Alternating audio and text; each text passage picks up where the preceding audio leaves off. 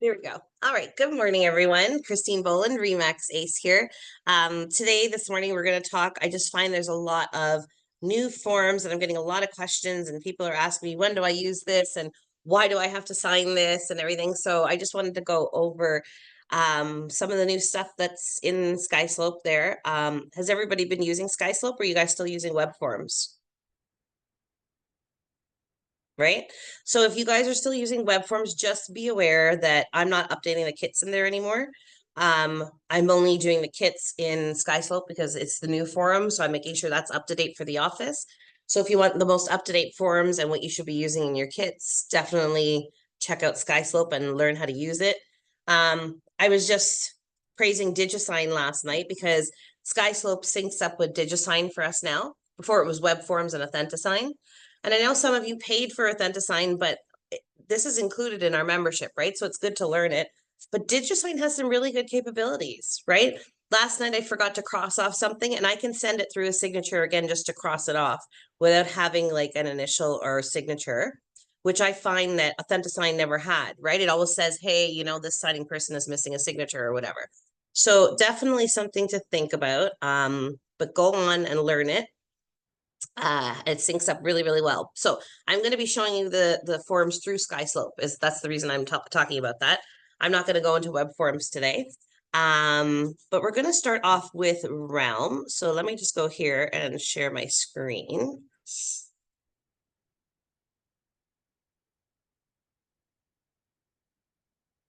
All right, so when we come in, everybody should be using Realm now. When you click on search properties, it goes automatically to Realm. And this also means that we're editing our listings in Realm. Now, if you go here, not everybody will have this button highlighted. You won't be able to, when you click on it, I think it says training mode. It doesn't actually let you add or edit your listing. But when you come here, this is the space where you go and you upload your listings, right? So this is when you ask the front desk to load your listing, what they type it into. If you don't have the capability and you want to, you can come and see me and we'll get the permission turned on for you there. But we just want to walk through with you guys doing your listing and how to load it, just to make sure you know how to do it properly. Because once you hit it on here, it goes live on MLS. So that's why not everybody has the permissions there. But basically, I wanted to draw your attention to the listing draft. Have you guys encountered the listing draft yet? Anybody? So when you load your listing, it looks like this. And I'm not going to go through this part because I'll do that in another training. But when you load your listing, this is the screen that you get. Now, what has been happening is that Treb has now made it mandatory that when we load in Realm, we have to get our listing draft signed by our clients. So I'm just going to give you a quick view of what that looks like. Pop it up there. Okay, so this is what we call a listing draft. So this is one of our new forms that we have to get signed by our client. This is only if you're loading in Realm. If you guys are using Matrix, you switch to Matrix, this doesn't apply to you.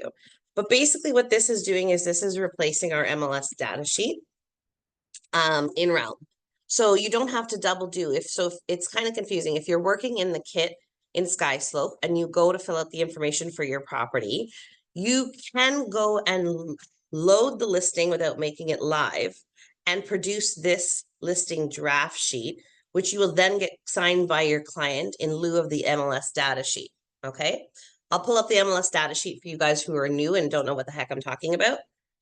So this is the MLS listing draft, okay?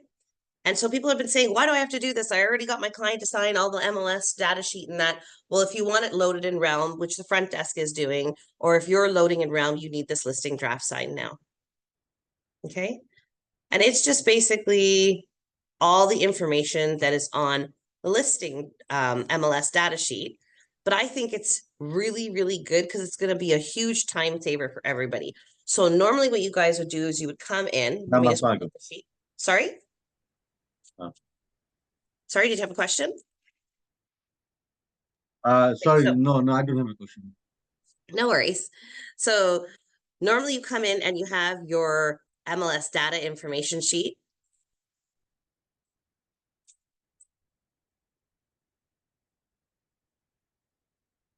doesn't want to pull it up for me here. Well, then let me try that again.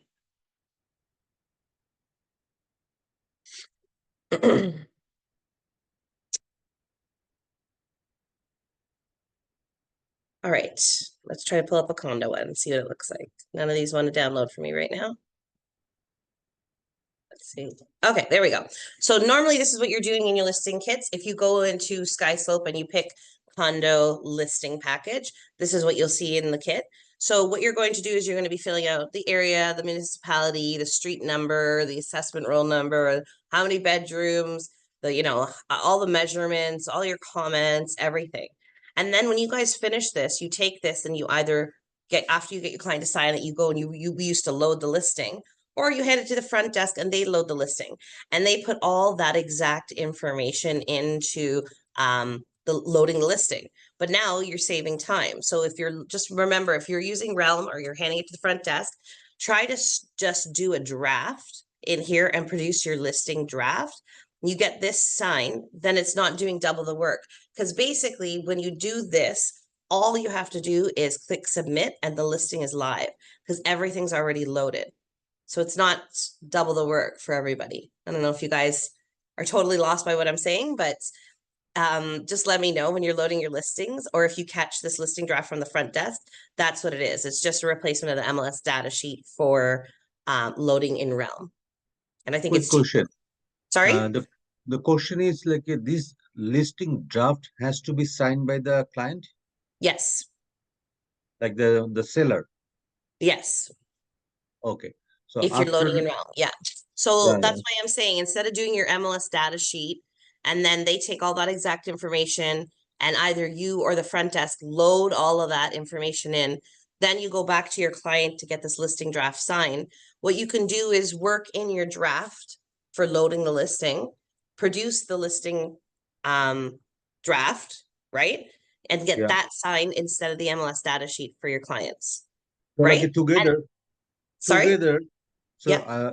together we can submit it to my client basically. Yeah, So you can submit it, but you don't do it together. Don't do the MLS data sheet because it's double the work. If you do the listing draft instead, then once your client signs, you don't have to load the listing. You just come back and you click submit because this is basically a listing ready to go, ready to be loaded, right? So if I X out of here, this is the listing all ready to go, right? yeah. And I've just created the listing draft by hitting preview and getting that listing draft produced from the preview, right? So I get my client signature there. Now, once I have my client signature, I'm just going to come here and I'm going to click submit. Submit's not showing up because this listing isn't 100% ready to go yet. So so like you said, like we don't need to fill it up the MLS data information sheet at Yeah, form you don't. 291. I wouldn't bother to do it if you're using Realm or you're getting the front desk to load. Just go fill out all the information here to load the listing and produce the preview and use that as your MLS data sheet, right? You know Uh, what I'm saying? no, like what I am saying, um, I want to do like first the form 291. The form 291. Right. Uh, so all the information I'm gonna fill it up, then automatically draft will pop up. Am I right? No. So that's what I'm saying. Like if you're doing form 291, you're going to get your client to sign that. Then either you're going to come to here in this space and start loading the listing, then produce the listing draft, then go back and have your client sign it. So you're doing like double the work. So forget about 290, 291, right? The No, MLS data sheet. I am using Realm. I am Yeah. using Realm Yeah, so to you should follow this for sure. Because if you're using Realm and you're loading your listing, you should come here, start to the draft of your listing, right? okay. In lieu of doing your MLS data sheet. Don't worry about the data sheet, right? Come in But you here. said is automatically will pop up, like in the drafts when I use Realm. Yes, when you're loading in Realm, right? So here we're loading in Realm. You have to go and fill out everything. Now, whether it's automatic or not, you can clone previous old listings and however you're creating your draft here to load your Mhm. listing. And then once you have it, you can click on preview And this is basically your 291 or your form 290 right here. Get it? Okay. So now instead of taking 290 and 291 and loading the listing, this is your 290 or 291 basically for Realm. And then once your client signs this, only this, you don't have to come back and load the listing. It's already ready to go. Already there. Yeah. Do you know what I mean? It's already loaded. You just have to come here and click submit now, because all the information's already in this space to load the listing. Right? Get it? Got it. Okay, Thanks. good. If you're at all confused when you guys are walking through this, you can always let me know and I can sit down with you and I can show you the difference of how you could load the listing and how this will help you and how it'll save time for everybody, right? Okay, so that's the listing draft. That's the first one. So if you guys see that, I'll just show you one more time what it looks like. If you get this from the front desk for your listing, and you think to yourself, oh, I already got my client to sign everything on the MLS data sheet. This is all that is that with Realm, it's a new requirement before we load the listing and make it live that your client has to sign the listing draft. Okay. And no harm if you do your form 290 or 291. At the end of the day, it's not going to be a terrible thing if you fill that out. It's just you're going to have to go back to your client and have them sign this. And if you do the listing draft, everything's already loaded and ready to go. So it's super simple, right? So that was number one. Now we're going to go into SkySlope and I'm going to go over some of the forms we were talking about. Okay, morning, how are you? So I'm going to come in here, we're going to browse libraries. And one of the new forms is form 209. And I think people have been confusing it a little bit. I don't know why everything wants to not click and not go this morning. Let me back out of it 1 second.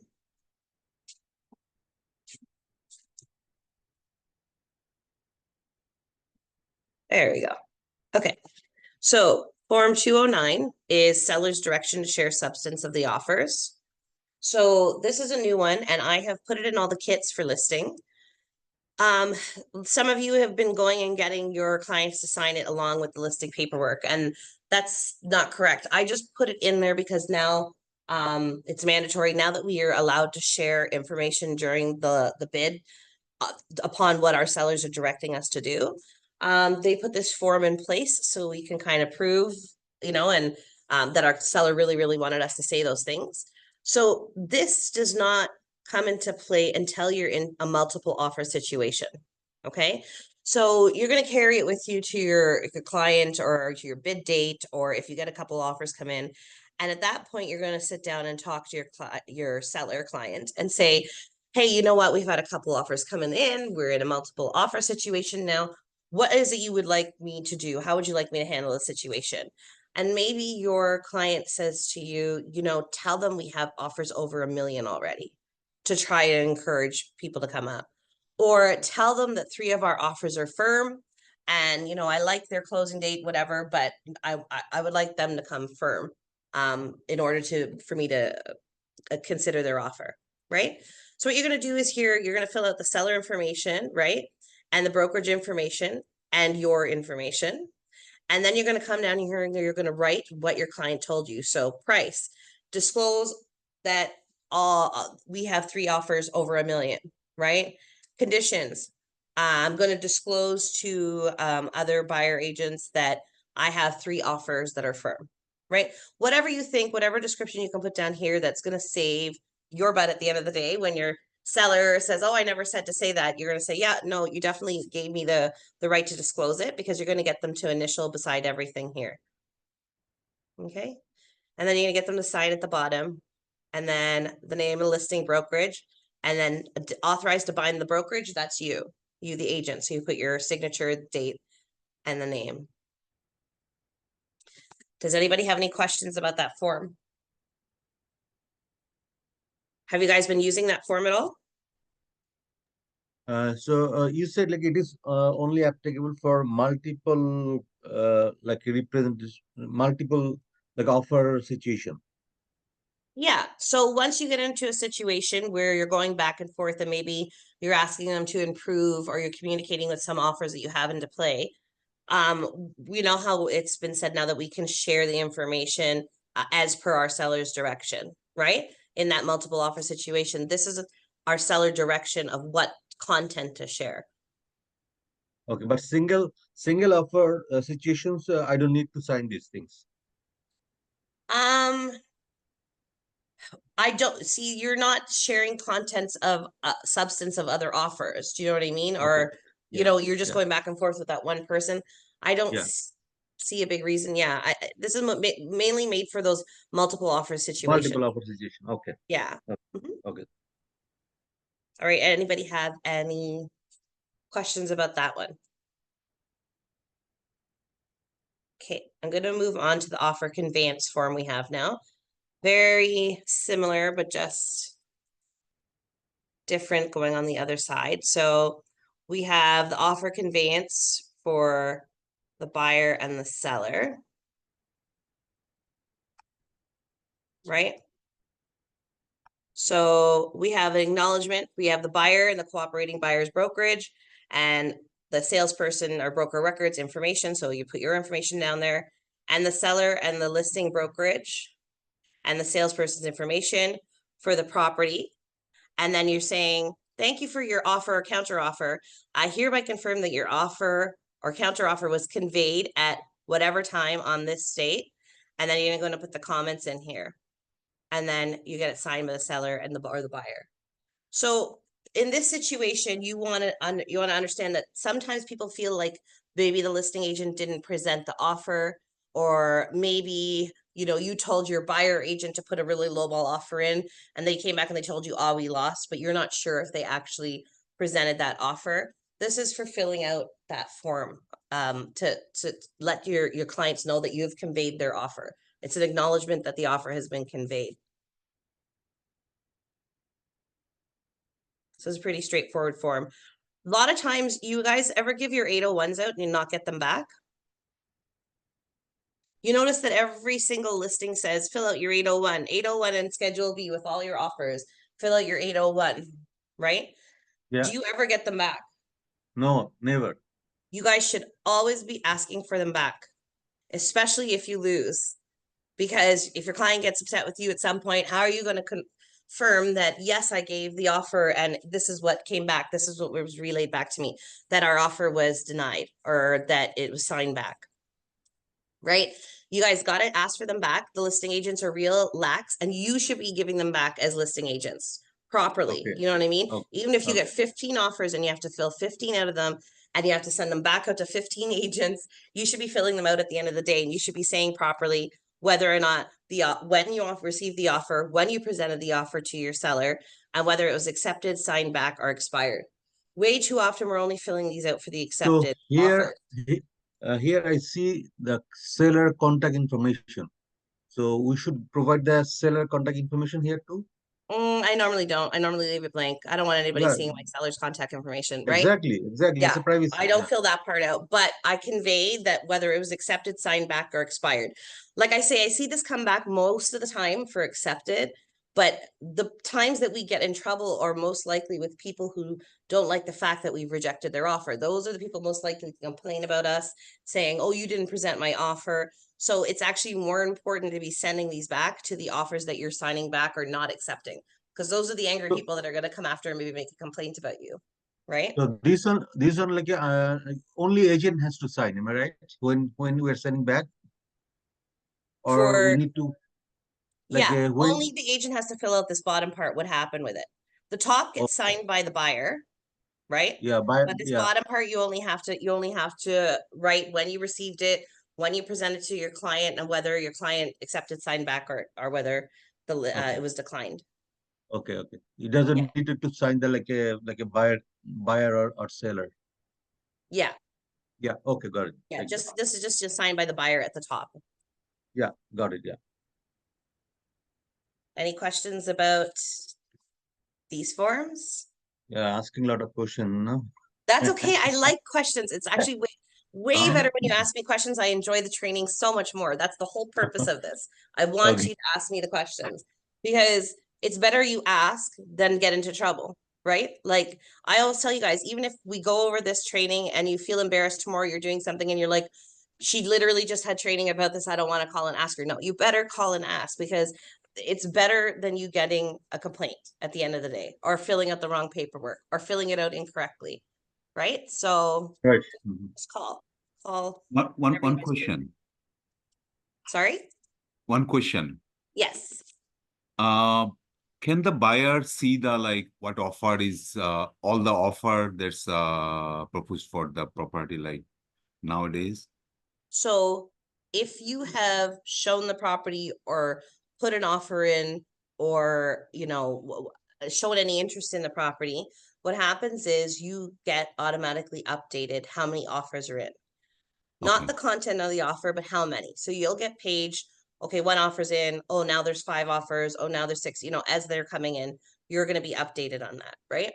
Okay. But that form that I was talking about, where it's seller direction, this 209, this is where it comes into play. What is that's getting shared with us during that process, right? And only what the seller allows their agent to disclose is what you're going to hear as the buyer. So most of the time it's like a blind bid. It's a blind poker bid.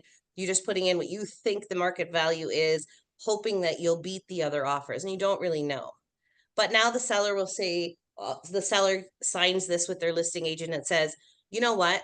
Tell these guys that we've already got an offer over $1 million. All these other offers have to come up. So now I'm going to say, to put on here, seller allowed me to disclose there's an offer over $1 million. And then I'm going to get my seller to initial that. And now I'm going to disclose to the 5 other people that have an offer in, you know what, we have an offer over $1 million. Bring me something. I don't want my offer to be disclosed. Good question. So as a buyer, you don't want your offer to be disclosed. What do you do? What do you do if you don't want your own offer used against you? Because that's basically what's happening, is that if I'm the offer that's $1 million and everybody else is low, the seller is pulling people to come over $1 million by telling everybody else that he already has $1 million. He's now used, I gave him a good offer. Now he's using my offer against me. What do I do to help that situation? I'm going to have a good buyer agent, because my buyer agent is going to write a clause in saying that I do not give permission for the content of this offer to be shared. Okay. So, because a lot of people are mad at this now, they're saying that the seller gets direction. Now they're going to literally be using contents of our offer to pull up those other offers. It's not fair. So now we've seen a presence of this clause in a lot of offers now, that I as the buyer do not agree that my content of my offer be shared, any part of my offer. Right? Good question, Shiraz. So like we can add now this kind of clause now, am I right? Yes, you can. Yes, absolutely. If you know that you're going into a multiples offer situation and you know you have a really good offer, and you say, I would put it in. I would put it in, because, you know, you ever see that you put an offer in and maybe you lost by like $2,000 or $2,500, Yeah. and you're like, what's going on? Because maybe they're disclosing the content of your offer. So this is all ways to help combat that and protect your clients at the end of the day. So I would put it in if I thought I was going into an offer situation and I thought, oh, maybe I'm close, or I'm sure I'm the top one. I have a good offer. Yeah. Just to protect But my if I lost, say like if I lost say by like a 2,000 or 3,000 or $5,000, so like can I prove like a the listing agent like disclose my content? How are you gonna prove it? It's very difficult to prove. Very Yeah, difficult that's what I'm to prove. saying. That's why we have to put more things into play where people aren't doing this, right? Then you have to look at different things. You have to ask the right questions. Now, also, aside from paging out that there's 5 offers, the listing agent should be disclosing if one of those offers are their own, right? Or from their office, right? So if I was a listing agent and I had a bid date tomorrow, and, you know, Farouk brought me an offer, and I would go and I would page out, I have an offer registered on my property and it's from my office, just to cover my tail.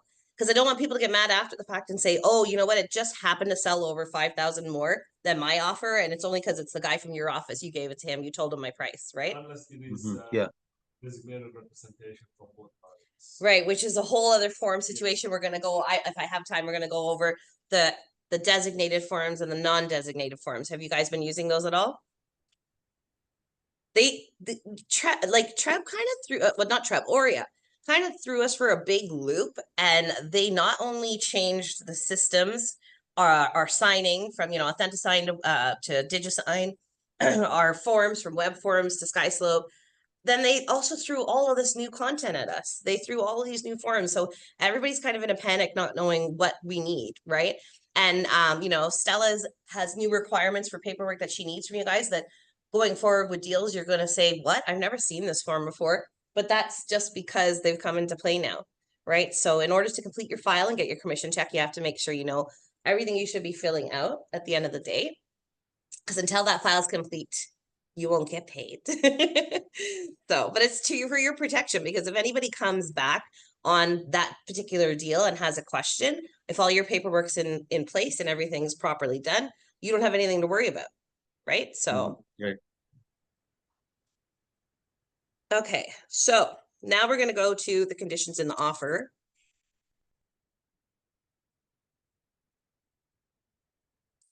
Has anybody used this form?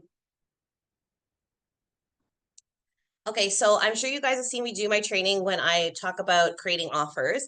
And I always say, caution you guys, don't, if your client say wants to waive their financing, I wouldn't just leave that, just like delete that clause on the Schedule A, right? What you want to do is you want to keep it in and you want to cross it off and you want to have them initial it. Because why? Why are we doing that? Because what's happening is that some buyers were saying, you know, I wasn't given the opportunity to put that clause in. My agent just gave me this offer to sign, and it never had that clause on it. I didn't know I could put a condition in for inspection, or I didn't know I could put a condition in for financing, right? So when you put that clause in and cross it and have them initial it, it's a further step acknowledging that you've given them the opportunity and they've chosen to waive that clause, because it's being slashed and they have to initial. Okay. But there's still problems with that, especially now with Authentisign. Be very, very careful with Authentisign, because your client gets on their phone and they look and they just go, just tap, tap, tap their signature, and they don't read anything and they sign. After the fact, they go, I didn't know I signed that. I didn't know I waived my right to have a condition for financing, right? So again, to further that, they have come up with the conditions and offer buyer acknowledgement. So you're going to fill out your buyer's name and you're going to fill out the brokerage information. And it's for the purchase of, you know, whatever property, 123 Main Street, and the seller information. Okay. And then there's two parts to this. So the top part is the buyer hereby acknowledges respect to conditions that the buyer will not be including a condition in the buyer's offer for the above described property, or will be waiving the condition in the buyer's offer for the above described property that has been satisfied or achieved. So whichever one you're doing, okay? So I'm in the midst, I'm just putting an offer in to a multiple situation. I want my client to cross off the condition on financing and inspection, because I've been told the other deals are firm. I'm going to pull out this form and I'm going to have them sign this top one, that they will not be including a condition. And then I'm going to come down to the bottom and I'm going to pick this one and I'll have them initial the financing of the above described property and the obtaining of a home inspection report, this one here. The other things that are included in here are the sale of the buyer's property known as, you could put the address, the arranging of insurance on the building, or other, if you have some other particular clause that you're waiving, right? So you can describe it all there. And then you do the acknowledgement at the bottom, or the signature at the bottom with your client. Any questions on that? Going back to the e-signature, when you guys are getting your clients to sign your deals, please don't forget to always shoot them a text. It's a habit of mine to say, hey, you know what? I just sent you that e-signature. Please let me know if you have any questions while you're going through it. Because then my client never says that, oh, I didn't know what I was signing, or you didn't give me the opportunity. I'm encouraging you, come ask me a question. Come let me know if you have any questions about the document I just sent you to sign. Right? So that, coupled with crossing off your clauses, coupled with filling out this paperwork, this form 127 will protect you. There's no way your client can come back and say, I didn't know I was waiving that clause. Right? Any questions on that form? Okay, I'm gonna go to the Fintrac now.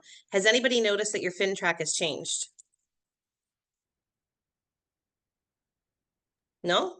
No. Nobody? Your guys aren't filling out your Fintrac? You guys have to be getting ID from your clients, right? So the Fintrac has changed. It's the individual identification information record. So why do we fill this out? We fill it out so we know that the individual who's on title or the individual that's putting in an offer is who they say they are. We want to know that John Smith really is John Smith. Show me ID that you're John Smith, right? We don't take health cards. We can only take the photo cards, the license, passport, citizenship, whatever, but everything but a health card we're not allowed to take. So it's the first page is pretty much the same, where you're just going to take down the name of the person and the address and their date of birth. I just want to touch on this nature of principal, business, or occupation. So the way Fintrac is working is they don't want us just to put something really vague. Like they don't want us to put IT, right?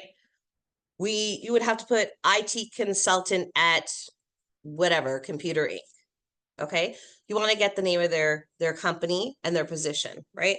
So I don't want to just say teacher. I want to say teacher at TCDSB or teacher at St. Mike's, right? You want to put that in there as clear as you can. You want to be as specific as you can.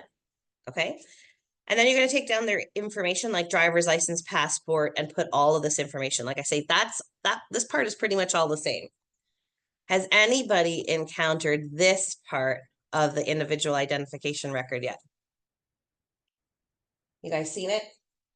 Brand new to our Fintrac. And everybody's going, what the heck? But it's our client risk assessment. Okay. So I'm just gonna make this a little bigger here on the screen because it's really tiny there. And we're gonna take a look and see what kind of questions do they ask. So they're asking stuff like, prior to this transaction, did you previously work with this client or have a special relationship with them? Okay. It's okay to say no. Everybody's so afraid not to score 0 on this thing, but I think it's 10 and under. 10 and under is safe. So what's the purpose of us filling out this Fintrac, right?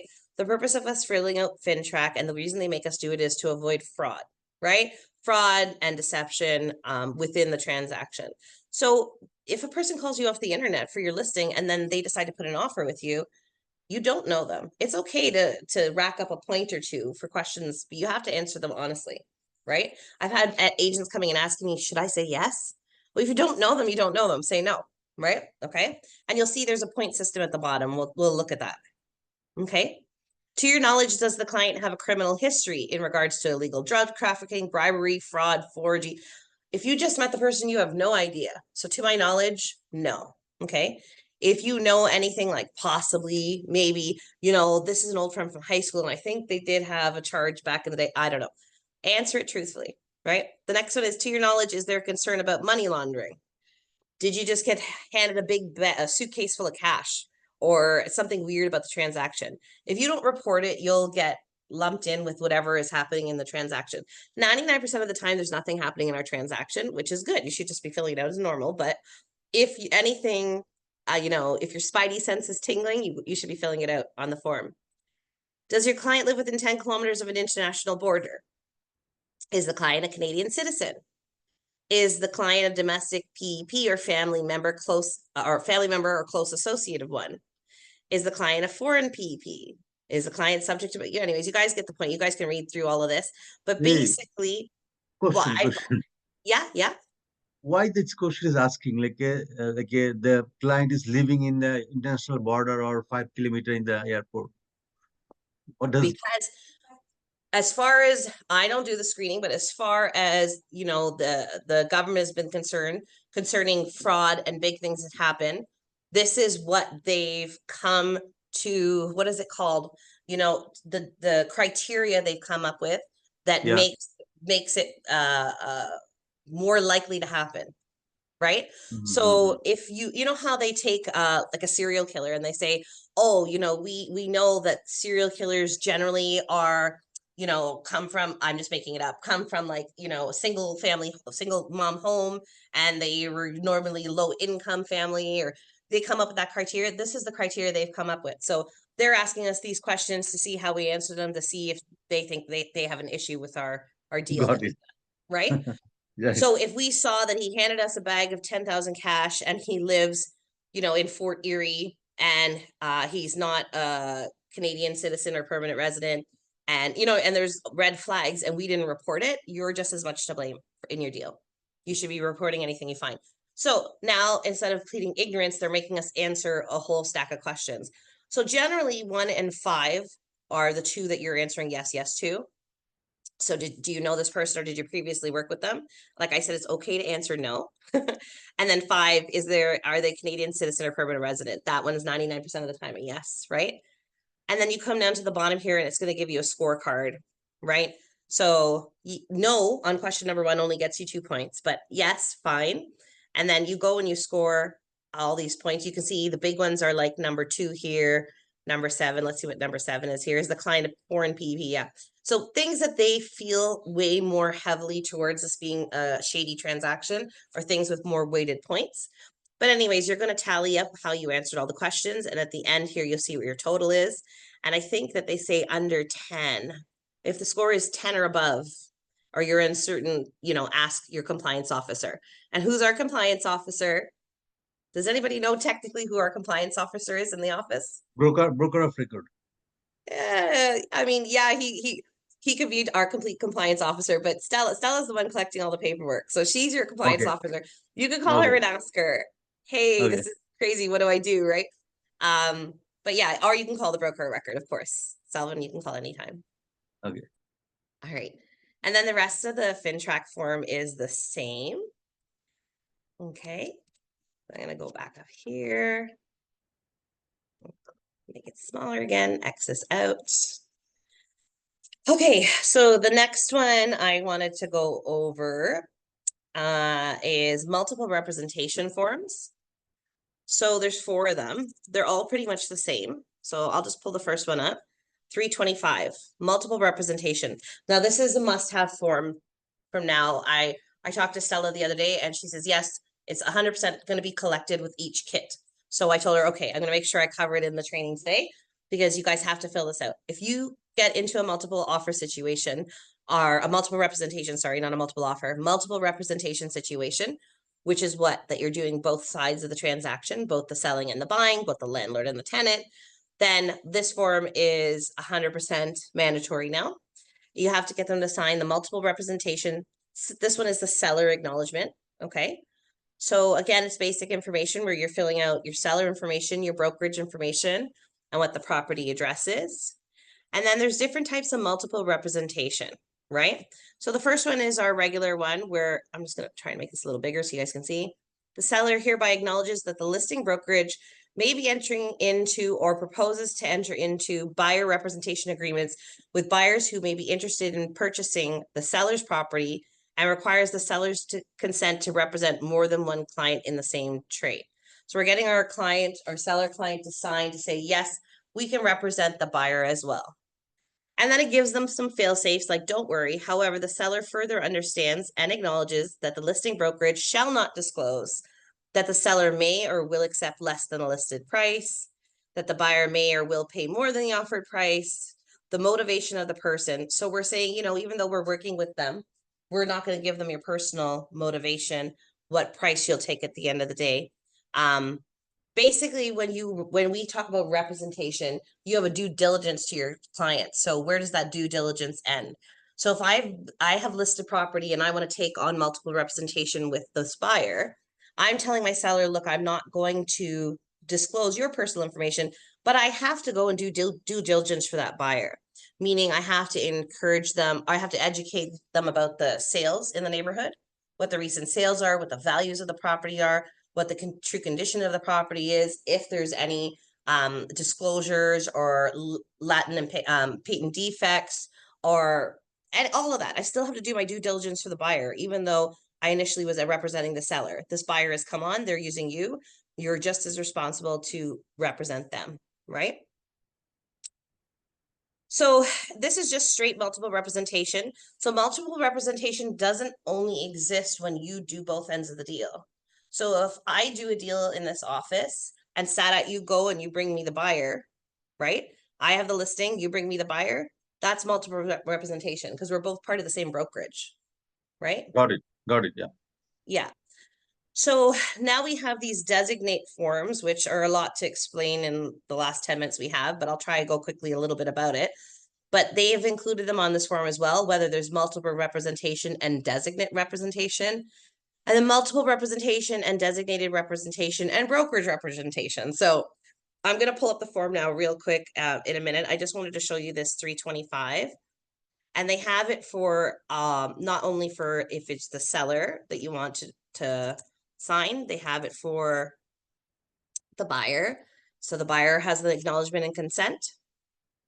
So you're going to have both parties sign, right? And then they have the forms for landlord and tenant, which are 327 and 328.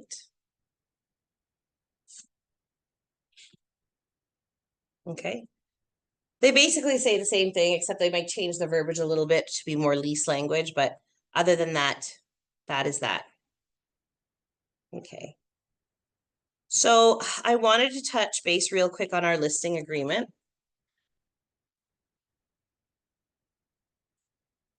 Okay, I'm just going to pull up a regular freehold listing agreement. So not much has changed on this form. We use it quite a lot, so we should be familiar with it, right, guys? Because we're getting all those big fat listings. Come on, bring them in.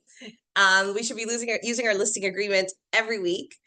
The only thing that changed on the new one is here. I don't know if you guys remember this section here in the middle, where right above the price where it says you need your seller's initials. Before, it used to read that if we were signing our client for longer than 6 months, we would have to have them initial this part on the listing agreement. But it doesn't say that anymore. It says seller acknowledges that the length of the listing period is negotiable between the seller and the listing brokerage. If an MLS listing may be subject to a minimum requirement of the real estate board. However, in accordance with the Trust in Real Estate Services Act, the listing brokerage must obtain the seller's initials.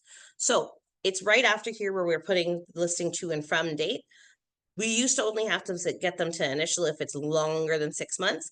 But then clients were complaining that I didn't realize you signed me for 5 months, or I didn't, whatever the case may be. So now you're getting them to sign every single time to the listing period. Okay. And again, the listing period is only the date that you go live. I keep on reminding you guys this. Don't walk away from a listing appointment saying, I'll come back and sign this next week because you're not ready to list yet. You still get this signed. You just put next week's date here for the commencement date. Okay. Everything else can be the same. But the biggest thing I wanted to draw your, yeah. Question. Yeah. If like if for some reasons we cannot keep the commencement date, so what will happen? Just get them to initial it. I just had that happen on the listings I just loaded yesterday. We're technically dated for Friday, but because the property is so big and I didn't get around to finishing all the virtual tours and sorting all the pictures were a nightmare and going through everything, it took forever. I just got them to initial. I sent the first page of the listing agreement, e-signature, and I changed the commencement date and got them to initial. Right. Okay, so So we even can if your client calls you and said, say it's not your fault, say it's the client's fault, and the client calls and says, I didn't get all the painting done this weekend. I got to do it next weekend. You got to load it next week. Say, no problem. I'm just going to get you to initial the front page to change the commencement date for the listing. Right. That's Right. all you have to change is the commencement date. Okay. Yeah. Thank you. All right. So this page is brand new to the listing agreement. It's our Schedule A. And everyone's going, what is this doing on the end of the listing agreement? And it's a mandatory page. It's not like you can attach it. It's become stuck to the listing agreement. So what is this page for? I'm actually in the process of trying to make a standardized one for the office. The trouble is what we're supposed to be putting in here is the services that we're going to be offering our client. Okay. So I kind of have to make it vague, not vague, vague is a bad word. I have to make it apply to all of you. And it's difficult because the purpose of this Schedule A is that you're putting in what services you're actually going to provide your client. So if I put, weekly communication, great negotiation skills, lease preparation, I don't know, whatever. I put all these different things in here and you guys aren't doing it. Like say you don't weekly communicate with your clients, or it could be, I put communicate twice a week and you don't. You can't put in here what you're not going to provide for your clients, right? And they've made it mandatory, the Schedule A, that you put in what services you're going to provide. Listing on MLS and realtor.ca and, you know, I don't know, say something that costs you money, like Chinese newspaper, and you don't actually load it in there because you didn't want to spend the $350, but you put it in your Schedule A, your client can come back on you for it, right? So I'm going to try and find a nice set of basic things that we can put in here that maybe you guys can add to if there's something else that you add in addition. But in the meantime, you should be filling out a few things like weekly communication, you know, getting the maximum exposure for your property, and whatever, putting a few things in here. You shouldn't be keeping your Schedule A blank because it is mandatory now for all your listing agreements. All right. A lot of forms, guys. The last ones we're gonna go is the designated forms. So what is the designate form? So let's go here to, let's just pick 271, say.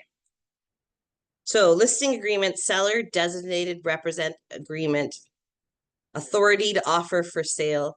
That's a big mouthful. So on our listing agreement before, basically what your client was hiring is the brokerage. And at the end of the day, that hasn't changed. They're still hiring the brokerage. But before our paperwork, really and truly, say my client got really upset and they called the brokerage because, I don't know, they didn't like my service. Basically, the brokerage can assign your deal to someone else if for some reason you're incapable of fulfilling what the client needs, right? Because the listing technically belongs to the brokerage at the end of the day when you're signing the paperwork, okay?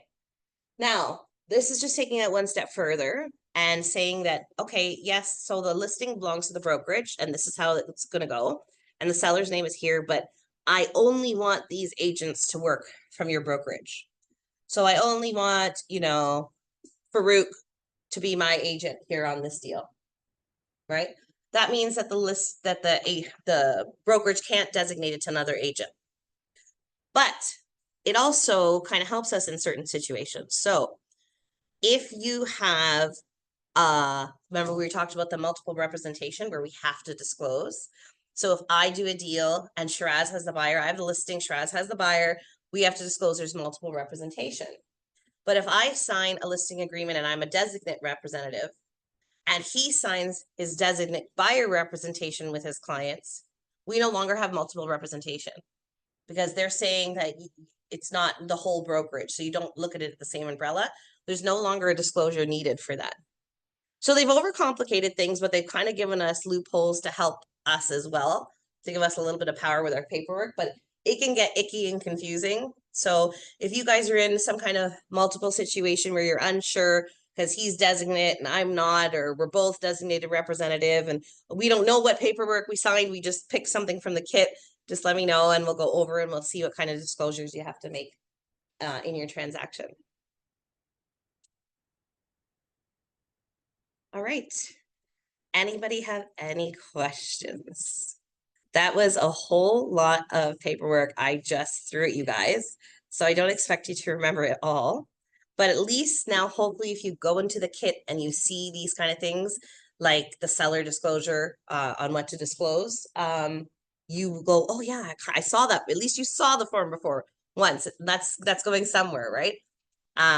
So going forward, just let me know if you have any questions for any of that. If you guys do your paperwork and you're getting ready for a listing or you got your offer together and ready to go or anything, you guys know that you can email it to me and I'll review it and I'll look it over with the paperwork and make sure that everything's in order. Is it raining out again? It just burst open again, I think, right? No, it's still Door it's open. raining. It's cats and dogs, not raining. Crazy. Like I Pouring. think someone just opened the front door and all I heard was psh, right? Yeah. All right, if you guys are good, you don't have any questions, I will let you go. You guys have a lovely rest of the day. Stay dry, somewhere inside nice and dry. Hopefully you guys don't have too many appointments to run to today. Today Okay. should be your cold calling day. Today is your day that you get on the phone and you call 100 people today. Either in your farm area, your past clients, your center of influence. You guys got to set an appointment for tomorrow when it's dry, right? Make use of the rain today. Yeah, okay. Okay, thank you. All right, Thank you. no problem. You guys have a lovely morning.